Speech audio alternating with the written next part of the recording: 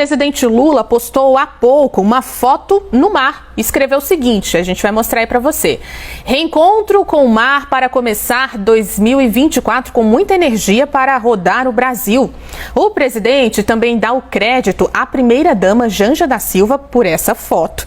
E por isso a gente vai chamar aqui nossos analistas Basília Rodrigues e Thaís Arbex, não para falar da foto do presidente, ficou até bonita ali na água, mas dos planos de Lula para o governo durante 2024. Ele que inclusive prometeu focar as energias em viagens nacionais nesse segundo ano, depois de 2023 com muitas viagens internacionais, também focando na questão das eleições municipais, é claro, né, Basília?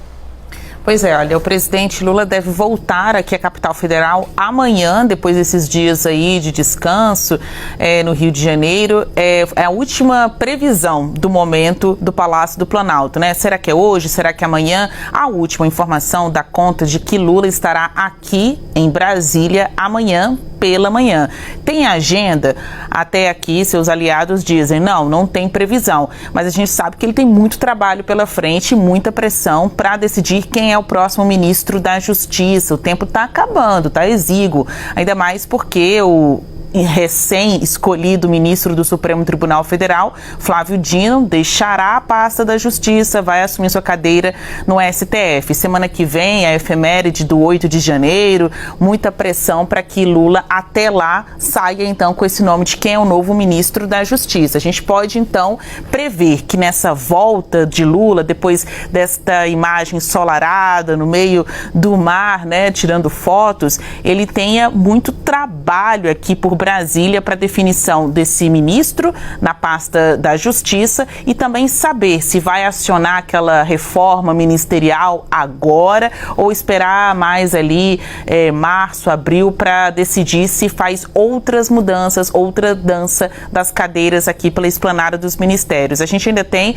eu, Thaís, os analistas de modo geral, muito trabalho também pela frente, porque a pauta de entregas do governo federal nesse 2024 é do tamanho da vontade de ser mais popular. O governo tem visto que está patinando nos números da avaliação do eleitorado, né? Não consegue mais de 40% de avaliação ótima ou boa, de acordo com as últimas pesquisas divulgadas, como Datafolha e Quest. E sempre que a gente pergunta para algum ministro, especialmente os palacianos, como reverter isso, eles dizem 2023 foi um ano de plantar, 2024 será um ano de colheita. Então, para este ano, né, não é mais o próximo, este ano mesmo, a expectativa é de muitas entregas. Então, nessas viagens, Lula fará palanque, poderá fazer palanque para alguns candidatos, mas o principal candidato é ele mesmo, em busca de mais popularidade para o seu governo. E Lula entra nesse 2024, Thaís, com essa popularidade ali travada, né? Não conseguiu alcançar ali os eleitores indecisos ou pelo menos conquistar aquele grupo mais ligado ao ex-presidente Jair Bolsonaro, mas precisa desse foco nas eleições municipais, vai fazer palanque, vai estar ali lado a lado aos candidatos que deseja que conquistem capitais e vários municípios aqui do Brasil. Juliana, depois de postar essa foto que nos dá inveja, Lula na legenda dá o indicativo ali do que ele deve fazer nesse ano. A gente falava há pouco sobre as falas do vice-presidente Geraldo Alckmin em relação às eleições municipais. Fiquei com a sensação de que Lula deve entrar, pelo menos em alguns palanques, porque ele diz da energia para rodar o país nesse 2024. Deve ser bastante demandado, porque, afinal de contas, o PT, o seu partido, precisa tentar ampliar o número de prefeituras que perdeu ao longo dos últimos anos.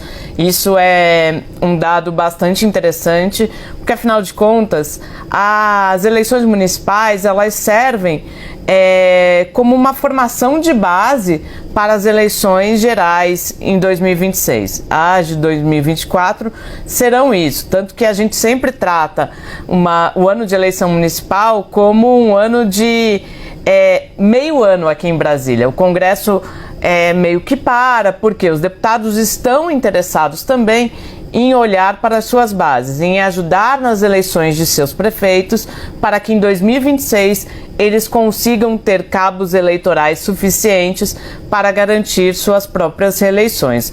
Não acredito que será diferente em relação ao presidente Luiz Inácio Lula da Silva, mas como eu disse na entrada anterior, imagino que ele tenha um desafio bastante grande. Porque a gente precisa lembrar que no segundo turno de 2022, Lula decidiu formar a chamada Frente Ampla. E até agora ele tem tido bastante dificuldade de governar com essa chamada Frente Ampla. Porque os interesses são diversos, Juliana. Há muitas pautas que em vários momentos elas não se encontram, falam línguas diferentes. Acho que talvez esse seja o principal desafio de Lula neste ano, conseguir conciliar os interesses do seu partido e também dos partidos aliados para que ele não entre em conflitos regionais específicos, Juliana. Certeza, grandes desafios para 2024. Obrigada, Thaís e Basília.